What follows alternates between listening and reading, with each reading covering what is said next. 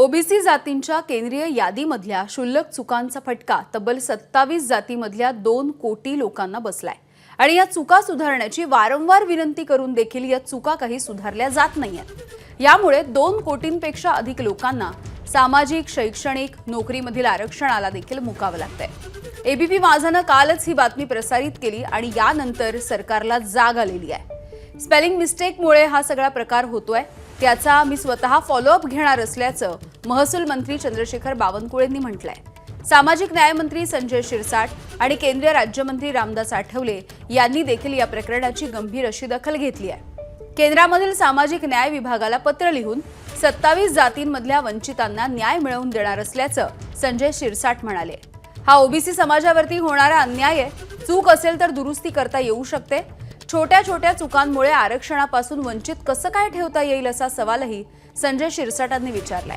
तर राज्य सरकारसोबत मी आता संपर्क साधतो आणि कोणत्या जाती ओबीसींपासून वंचित राहिल्यात याची यादी राज्य सरकारने आमच्याकडे पाठवली तर त्यांचा विचार करू शकतो असं देखील रामदास आठवले यांनी म्हटलंय।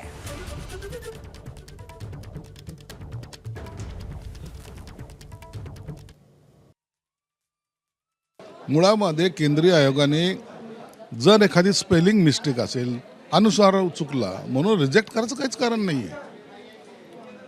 बाकी सर्व गोष्टी तपासून घेतल्यानंतर आणि तेही आकडा जे तुम्ही सांगताय जवळपास 2 कोटी ओबीसी, मला वाटतं हा तो ओबीसी समाजावरचा अन्याय आहे। छोट्या चुकीमुळं असं आरक्षणापासून त्यांना वंचित कसं ठेवता येईल, म्हणून हे आरक्षण त्यांना हे दिलं पाहिजे। मी सोमवारी या संदर्भामध्ये सामाजिक न्याय विभागाचे जे काही मंत्री, केंद्रीय मंत्री त्यांना सुद्धा पत्र लिहिल आणि ते ज्यांच्यामुळे हे झालंय त्यांना सुद्धा मी पत्रव्यवहार करणार आहे। ओबीसीमध्ये जर एखादी जात टाकायची असेल तर राज्य सरकारकडून त्याची शिफारस होणं अत्यंत आवश्यक असतं।